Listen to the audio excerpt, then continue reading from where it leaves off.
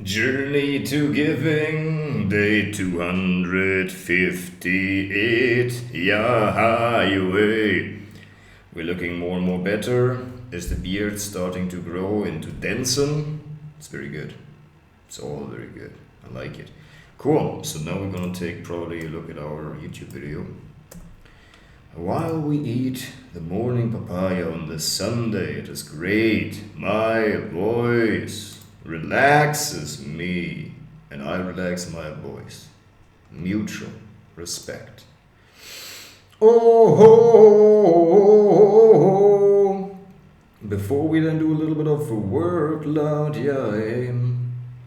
Alright.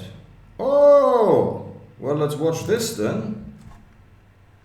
Oh, this is great, man. I love it. This is cool. What are you guys' thoughts on the AI agent space? We have a running POC of Make Agent live. We are working with a lot of like the top companies. What is the future of AI no code looking like? It's a must-have. You need to have human looping capabilities even in every plan. That would be game changer. Sebastian, Boris, a huge welcome. It's amazing to have you both here. Today we're going to cover a lot of really cool stuff, right? We're going to talk about AI agents. We've got things about human in the loop, the grid, how you like change in no code and automation game. But before we get started, do you want to do a little quick intro, your background, what you do at Make? You want to go first? Go ahead.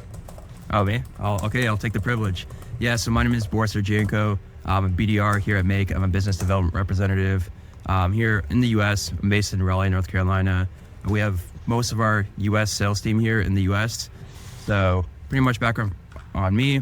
I started with Make back in May, and it's been going amazing so far. I think Make's a great company. We're really driving the automation. We're really changing the automation game, especially with AI coming out, and we're really focused on that at the moment. So that's kind of the background on me. And recently, I've been starting to post more content on AI and automation. So reached out to Jack, thought that he would have some ideas, and he invited me to the podcast. So super great to be here, man. Dude, we're gonna have a great conversation. It's cool that Meg's got presence in North America. I didn't know that. I thought it was mainly like Europe, but it's so sick to hear you guys are in America. That's amazing. We are growing, and I'm trying to get more investment here, but it's we're taking one step at a time. International, I love it. How about you, Sebastian?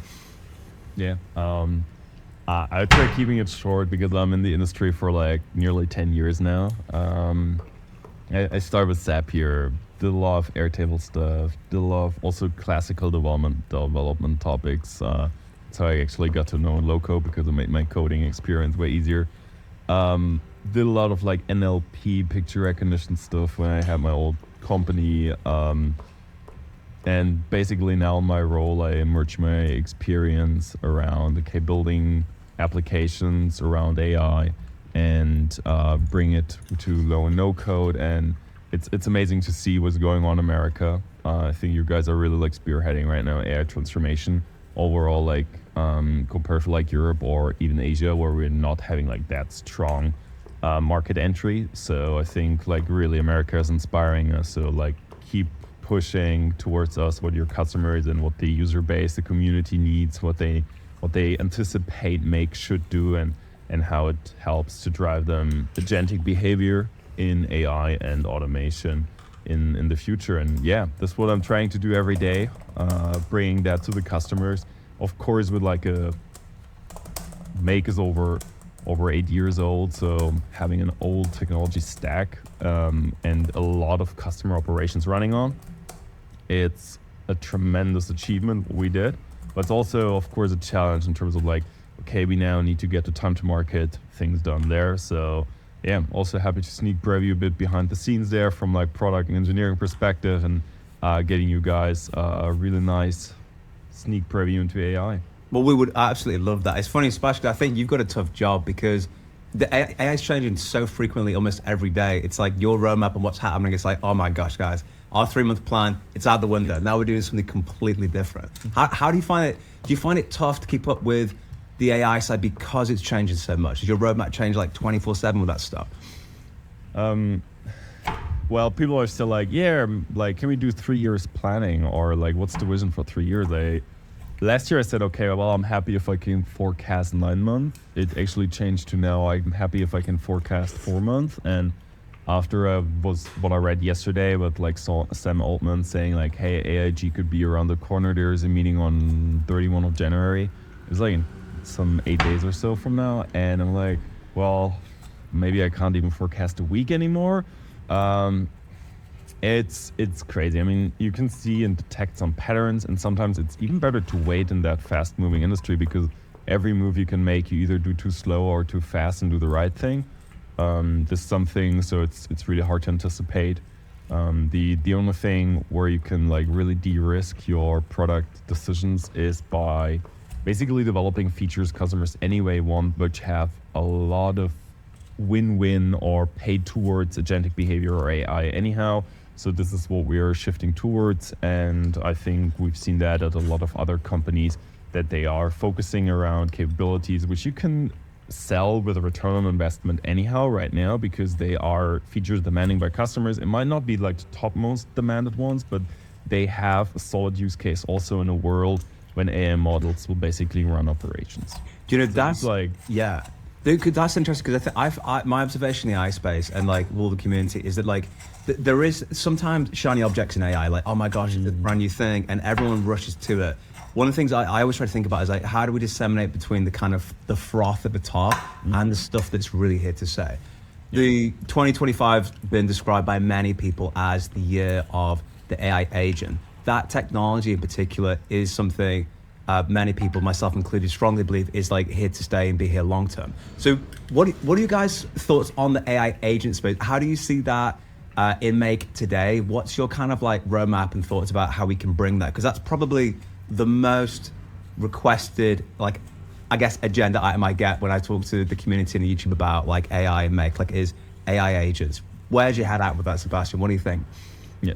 So super happy to teaser that we have a running POC of Make Agent live. I've been demoing it yesterday to also some first users, and I'm right now in the last miles there, finishing the POC.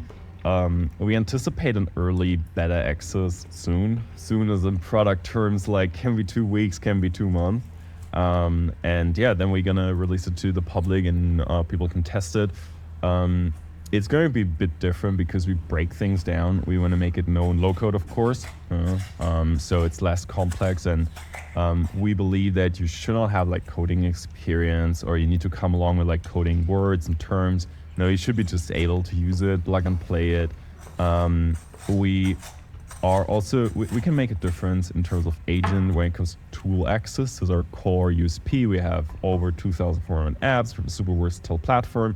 So tool access is I think the thing that can set us apart from other competitors, and also access to systems is like one of the core strengths there, and this is how we are thinking of it and entering the market. And also when we're talking about like, okay, where to put your X into which bag, I think it's important to really check out, okay, where are like the synergies in your product, what are things you can do, what are things which you cannot do, observe the market, and then like really like go nail these things, and then you're going to figure out by usage where it's going to lead us with a product feedback. That's incredible. I think like most people are very excited to hear the prospect of a Make AI agent would be incredible. Do you when you think about the agent, how are you sort of like configuring that? Are you seeing it kind of like a non-linear function where you have it kind of in the scenario, and then you kind of like, I guess similar to some other no-code platforms, maybe like an N8N or some other AI agentic platforms where it kind of draws things? How are you thinking about accessing things like memory? Where's your head at with that sort of stuff? We're gonna make it so much easier. Wow. Okay. Period. Okay. So like this, like, I mean, we see what the competition does, and we just gonna make it way easier. Yeah. Because do you know, it's interesting. Like when I think one of the huge appeals about your platform is how intuitive it is, and Exactly. I think one of the biggest hacks is like design matters, like how it physically looks, colors, like the small details. Yeah. Yeah, every detail matters. I just talked with our CDO this morning, and yes, to be faster time to market, we have to do some trade-offs. One of the core pillars is kind of like shifting with AI. You should never trade off quality for like your product, and you always need to start. And I think Steve Jobs said there an industry standard like years ago. you should always work yourself back from the user experience to the product capabilities. I think this holds true till today.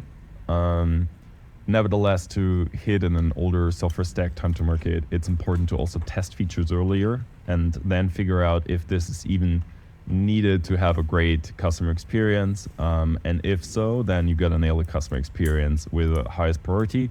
But you gotta figure out before you build something, because you can only develop it once with your capacity you're having, that this is the really right thing. So really trying to enter some more fast-paced motion there. And how do you see this agent work? And can you share what you see it looking like? And then Boris, maybe you could share how you see like the clients that you work with, the big clients, the small guys, independent like agencies or just interesting users, how you see them using that in like Make. Okay. So Boris, also please feel free to add some things you see directly from the market side. I can just go from like more higher level product perspective where we try to aggregate all of these insights. We see that, of course, there's a use for RAG, there is a use for like tool usage, there is a need for memory, things like that. But ultimately, RAG memory is just a tool for an agent. It doesn't matter for an agent if you think about like Llama Index or Llama or LangChain. Ultimately, these are just tools, and what you need to do is you need to make agents aware of tools. And it's like the core challenge, and then making the tool building experience nice. We have a great product building experience, so we quite confident that we can make the tool building experience a really blast in there. And so when it comes like to how to build these agents or what's the market anticipating, I think it's a lot about how you make it consumer friendly. Because if we check out the platforms right now, there are some AI agent builders that do a really good job at making the user experience easier. There are others that make it actually for simple users or non-developer users really hard. And I think mapping JSON isn't the future. Yeah. Yeah. I really don't think so. I think I love JSON. It's an amazing framework that helps you sending along structured information from A to B. But I think AI is here to help you with that.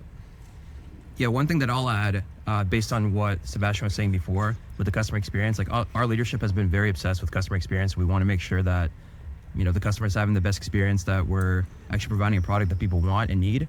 And I guess going into a bit more of some of these use cases with the AI, I think it's best to always start off with something simple, like just get started, get your, we have people that get an email and then they want to get like the most important parts from it and then just put it into like a daily planner.